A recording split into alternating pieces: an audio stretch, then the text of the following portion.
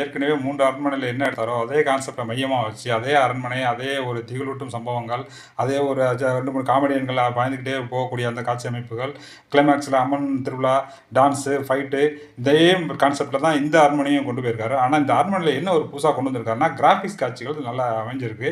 இதுல இன்னொரு விஷயம் என்னன்னா, பேய் அப்படின்னு காட்டாம, சைத்தான் இந்த மாரி தீய சக்திகள் இருக்கு இல்லையா? இந்த தீய சக்திகள் மனித உடம்புல புகுந்து, மனிதனுக்கு எதிரா நிகழ்த்தக்கூடிய சம்பவங்கள அடிப்படையா வச்சு எடுத்திருக்காரு. அந்த தீய சக்திக்கு எதிரா நல்ல சக்திகள் போராடினா எப்படி இருக்குங்கிற ஒரு கான்செப்டையும் கொண்டு வந்திருக்கிறதுனால, இது ஒரு வித்தியாசமான ஒரு நல்ல விஷயமா அமைஞ்சிருக்கு.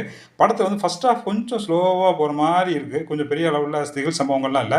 ஆனா செகண்ட் பார்ட் வந்து ஒரு தட தட தட தடன்னு ஸோ நல்லா கிளைமாக்ஸ் நல்லா ஒர்க் அவுட் பண்ணியிருக்காங்க. அது இந்த சிலையில நடக்கக்கூடிய சண்டை காட்சிலாம் பிரம்மாண்டமா இருக்கு. ஸோ இந்த சம்மர்ல ஒரு ஜாலியா பயந்துட்டு வரலாம். நல்லா குடும்பத்தோட போய் என்ஜாய் பண்ணிட்டு வாங்க. ஹிப்ஹாப் பாதி வழக்கமான மியூசிக் தான். வேற ஒண்ணும் பெருசா ஒண்ணும் இல்ல. பேய் படத்துக்கு என்ன போடணுமோ அத போட்டிருக்காரு. மத்தபடி இந்த படத்தோட ஒளிப்பதிவு, கிராபிக்ஸ் காட்சிகள் பிரம்மாண்டமா நல்லா இருக்கு. இதுக்காகவே நீங்க இந்த படத்த பார்க்கலாம்.